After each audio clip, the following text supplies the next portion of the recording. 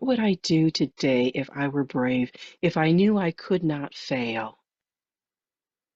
Okay, well, we're going to have a day to do it because tomorrow is a U.S. holiday. It's Memorial Day when we celebrate those who are brave. It's also the 41st anniversary of our infamous second date decision to marry. So that was brave.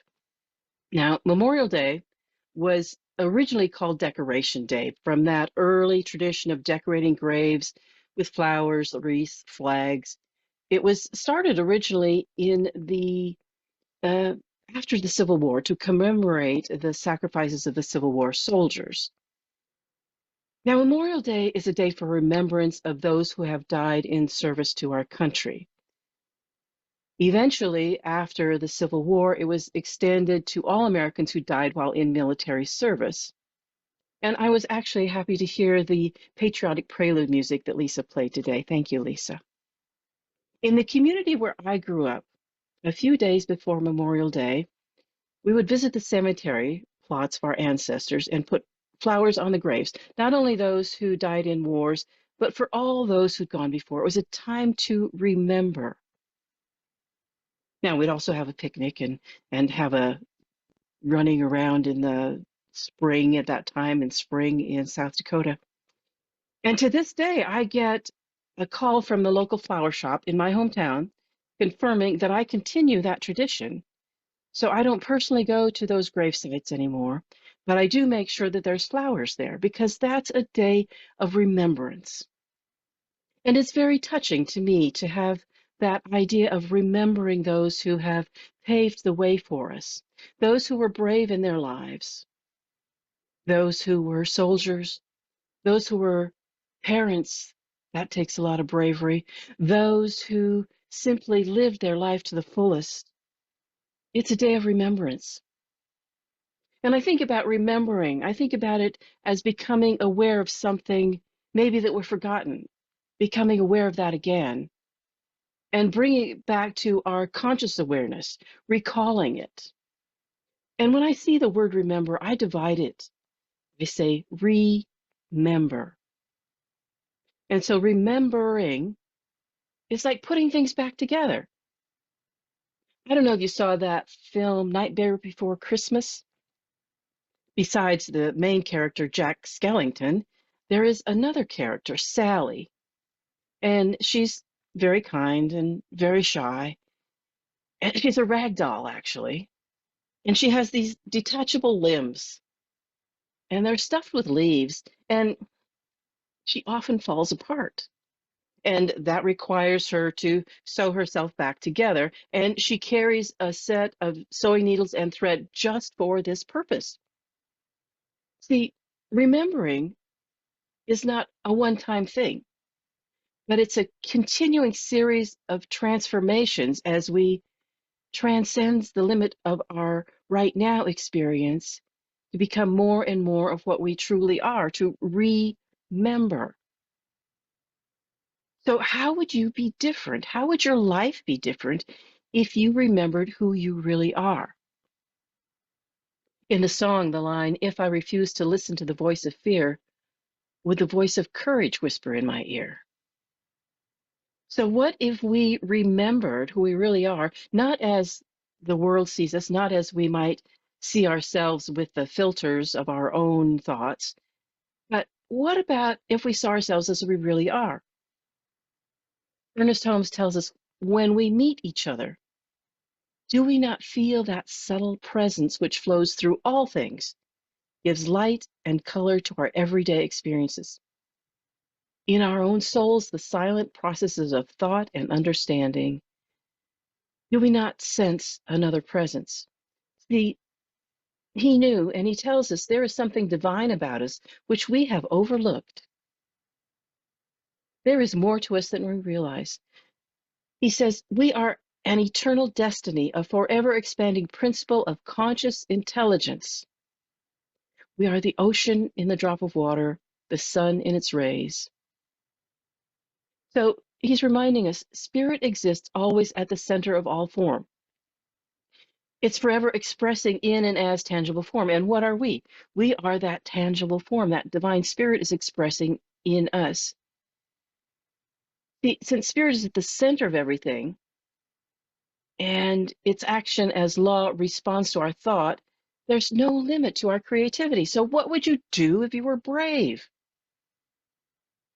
What would you do? So, if we look at ourselves as a product of the world, we look at the world as a source of our good and of our very being, then we are beholden to it and will do anything to serve that world and hang on to it, even if it means compromising our own beliefs. And even though we know that the world, things, situation, everything will change, always, this too will pass. But if we see ourselves as expressions of spirit, as immortal beings who look to that divine as our source and supply, then we can't help but realize we never need to compromise with the truth of ourselves. And whatever we may have to give up in moving through the challenges and crises, whatever that is, it pales in comparison to the greater good that is yet to unfold. See, this is what I believe, what I hang on to is that greater good is always unfolding. And this is true every step along the way, right up to and including that final transition that we call death. The pain is in the resistance. So, how often do we resist changes that will actually release us from whatever binds us?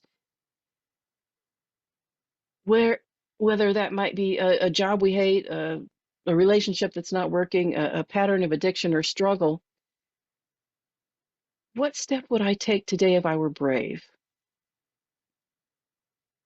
See, I think we're here to learn how to be God. And this is a training ground for cosmically conscious living in that state of oneness with that allness of God. Now, I remember when I first heard one of my first teachers say, "You're all that God is, expressing at the point where you are." And it just blew me away. I was like, "Oh no, this can't be real. This can't be true." And then I thought, okay, if I'm all that God is, expressing at the point where I am, then God help us all. That was my total reaction. I said, "Oh, we are in serious doo-doo." And then I start to think about it, and through my study and training, it's like, yeah, that's what we're here for. We're learning how to be all that God is expressing where we are. So learning to allow that divine that we are to remember ourselves as that divine and to live in this evolving body that we have, all the while, I believe, knowing that this is not our final destination. So we talk about spiritual practice. And I always think about practice as you practice something so you get better at it. You practice something so it becomes second nature to you. So if we're practicing oneness, if I'm doing my spiritual practice, then I'm practicing something that serves me not only in the moment that I'm practicing it, but when I get to that final destination, whatever that might be. See, we have we're destined to become co-equal members of this, I don't know what you want to call it, heavenly chorus of some kind. But first, we have to learn to develop our own voices and sing our own song. Now, I know you've heard Reverend Rainbow tell the story about women in a certain tribe in Africa. And when the woman knows she's pregnant, she goes out into the wilderness with a few close friends, and together they pray and meditate until they hear the song of the child. And they recognize that every soul has its own vibration that expresses its unique flavor and purpose. And the women attune to the song, they sing it out loud, and then they return to the tribe and teach everyone else. And when the child is born, the community gathers and sings the child's song to him or her. So, what if we learn to develop our own voices and sing our own song? Now, this takes courage. And the word courage, according to poet Mark Nepo, the original use of the word courage meant to stand by one's core, which is a striking concept that it reinforces the belief found in almost all traditions that living from the center is what enables us to face whatever life has to offer. And then to encourage means to hearten, to impart strength and confidence. And this is our work as a religious community,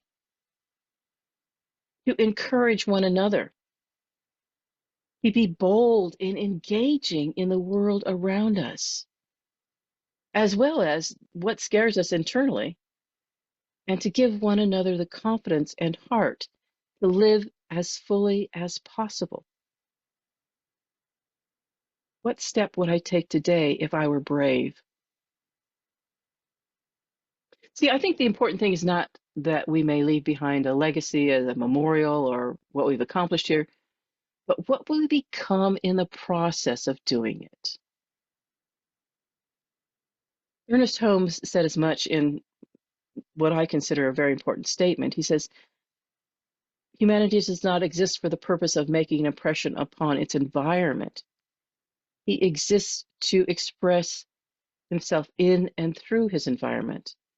And that means anything is that while we live, we live. And wherever we go from here, we just keep on living. So we're here to learn how to express life, to experience that joy of expressing ourselves and the giving of ourselves wholeheartedly to whatever we do. And our mission is not only to express more and more of ourselves, but to develop that consciousness of life and consciousness of love, because that's the consciousness we take with us when we pass on to that next plane of existence. So, in seeking to fulfill our desires, we accomplish two important missions. First, we help make the world a better place by being in it and by singing our own song. And then we perfect our own spiritual nature. I also believe in the teaching of Pierre Teilhard de Chardin, whose scientific work as a paleontologist actually propelled him into the heights of mysticism. So he believed that as we evolve into a state of conscious unity with the Creator, we become more and more uniquely ourselves. Our individuality becomes heightened, and we're not just a passing fancy, a temporary projection. We are that eternality of spirit. Ernest Holmes says we believe in our own soul, our own spirit, our own destiny, and we understand that the life of all is God. A little turtle begins to climb a tree slowly, and after long hours of effort, he reaches the top, jumps into the air, waving its front legs, until he crashes heavily onto the ground with a hard knock on his shell. And then after recovering consciousness, he starts to climb the tree again, jumps again, knocks on the ground heavily again. And this little turtle persisted again and again. Well, there's a couple of birds sitting at the edge of a branch. They watch the turtle with great pain, and suddenly the female bird says to the male, "Dear, I think it's time to tell our little turtle he's adopted."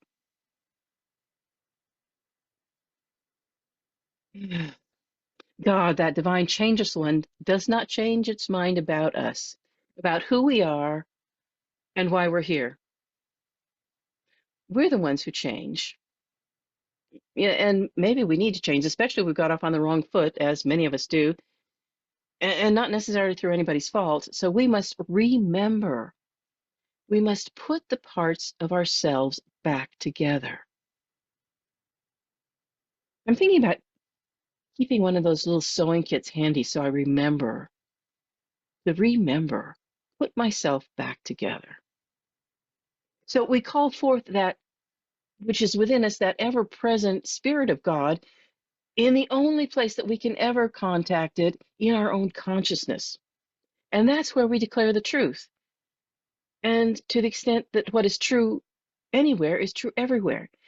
And that can and will and must manifest because it's the nature of God. In that way, that's how the law operates.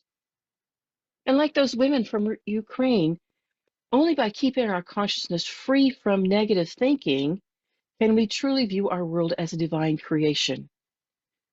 regardless of its presence form, regardless of what we think about it. Now, don't get me wrong, that doesn't mean that we sit back and do nothing in the face of blatant atrocities. There are practitioners of nonviolent struggle. There's an entire arsenal of nonviolent tools. I found a site that listed 198 of them. They were nonviolent protest, persuasion, non-cooperation, nonviolent intervention. It's not that we sit back and do nothing, but we need to focus on the presence of spirit, the infallibility of the law, particularly the law of mind, and our responsibilities to declare the truth, to recognize the presence of God in every person, every relationship, every circumstances, every situation, and to declare this truth, at least to ourselves. Each of us is that divine expression of God, and we have divine qualities, but we're more than creations of God. We are co-creators with God. That means that we have a part to play. That means that we have that responsibility to encourage, to be courageous. And sometimes, well, I don't know about you, but I've been so caught up with doing my own thing that I forget that I'm part of this much larger thing called humankind. See, we're part of the tribe that sings that baby song. We are the midwives. So if God is everywhere present, what does that mean to me? God is present within. My soul is the same soul as that God, that creative medium that God is. My spirit is the same. My destiny is mine to create by the thoughts and choices. So since God is all there is, then I want to look for and recognize the God within every person I meet. Now, this is not an easy task. I don't know if you've noticed this. I want to recognize the God within the person who looks back at me in the mirror. I want to use my life to express that God to the best of my ability. Now, I don't always know how to do this, but what I do know is it's never too late to take that first step, or to change my mind, or to go in a different direction. Each choice, each choice makes a difference. And sometimes I forget that and I don't consciously choose. There's a story about a daughter who told her mother that the next time she visits, we must go to the daffodil garden. And so, not knowing, when you go someplace, people don't always tell you what you're going to see, they just take you there. So they set off together to see this daffodil garden. And the day was kind of overcast and foggy, the kind. So the mother was impatient and tempted to turn the car around, but her daughter was so excited she just couldn't bring herself to do it. She said, it's all right. You'll never forgive yourself if you miss this experience.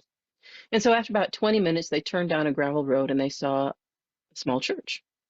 And on the far side of the church, there was a handwritten sign that simply said, Daffodil Garden. So they got out of the car, walked down the path, and turned the corner to be confronted by the most breathtaking sight imaginable. It looked like somebody had taken a great vat of gold and poured it down over the mountain peaks and slopes. The flowers were planted in majestic swirling patterns, great ribbons, swaths of deep orange, white, lemon yellow, salmon pink, saffron, butter yellow. Each different colored variety was planted as a group so that it swirled and flowed like its own river with its own unique hue. There were 5 acres of flowers. But who has done this? The mother asked. It's just one woman, responded the daughter. She lives on the property. That's her home. And she pointed to a well-kept A-frame house that looked small and modest in the midst of all that glory. And on the patio, there was a poster. Answers to the questions I know you're asking. So the first answer was a simple one. 50,000 bulbs, it read. The second answer was one at a time, by one woman, 2 hands, 2 feet, and very little brain. The third answer was began in 1958. And so they thought of this woman who they never met, who for many, many years before had begun, one bulb at a time, to bring her vision of beauty and joy to an obscure mountaintop, just Planting one bulb at a time, year after year, she changed the world in which she lived. She created something of indescribable magnificence, beauty, and inspiration. So, what about this principle of the daffodil garden? Learning to move toward our goals and desires one step at a time, one bulb at a time, and learning to love the doing, learning to use that accumulation of time we're given. And when we multiply those tiny pieces of time with little daily effort, we can accomplish magnificent things. We can change the world. And our task is to start right where we are, to begin to express that divine in the way that we can at this point in our lives. So maybe that's a few words of inspiration to the right person. Mm, could be a book, could be a picture, could be a dozen cookies we make. Sometimes we get to make a difference with all that we have. And then when that's no longer possible, we make a difference with what we have left. So each one of us can only express that divine in our own unique way. And each of us matters. We are important. We can begin today and give it everything we have and continue to express even when it seems we don't have anything left to give. It's never too late. When we began this service, we Lisa sang the song Stand by Karen Drucker. Let there be peace.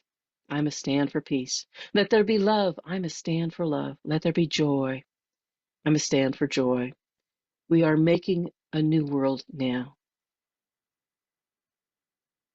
I ask you to consider, what do you stand for? And together we affirm, I break the chains of silence with courage.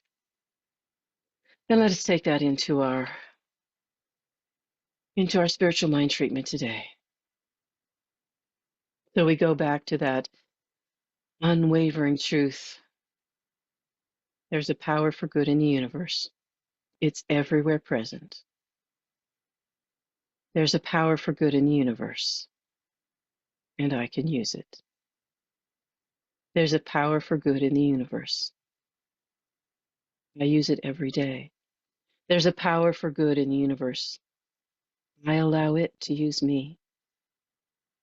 This is one power, one presence, one infinite source in each and every human being, in each and every life force. It is all there is. It is life itself. It is divine nature. Everywhere we look, spirit. Everything we see, spirit.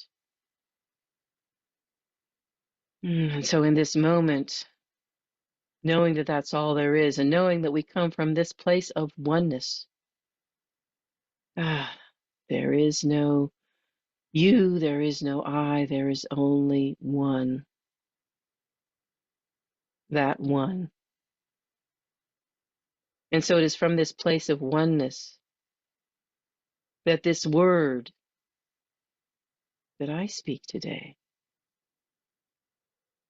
is the truth of all being, the truth of love, the truth of wisdom, the truth of creativity, the truth of abundance, the truth of health and happiness.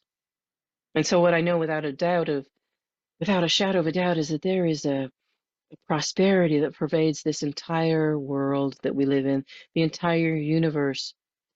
There is no dearth of stars. There's more stars than we can count. There's more leaves on a tree than we can imagine. And in that tree, in that leaf, in that pine cone, there is the possibility of more leaves and trees and pine cones. It's most amazing. There is no lack of abundance in the universe. And so there is abundance in the universe, everywhere present. And each one partakes of it according to their creative energy. And so that creative energy that we expand, that creativity of thought, of feeling, of giving and receiving, there is a divine flow, a circulation. And this is true about love as well, that love, that relationship with all of humankind. and those special relationships with each other, with ourselves. This is love. And so, knowing that there is creative energy, that there is love, that there is abundance, I also know that this physical form that we've been given has intelligence within it that knows exactly what to do and how to do it for its perfect outpicturing of health, for exactly what that divine soul within needs to express itself. And so I simply know that this world we live in is perfect, whole, and complete. And I step up, I do my part with courage, with love, with joy. I stand for peace. We are making a new world now. I'm so grateful. I let it be. I release this word into the law that simply does. I invite you to join me as together we say, and so it is.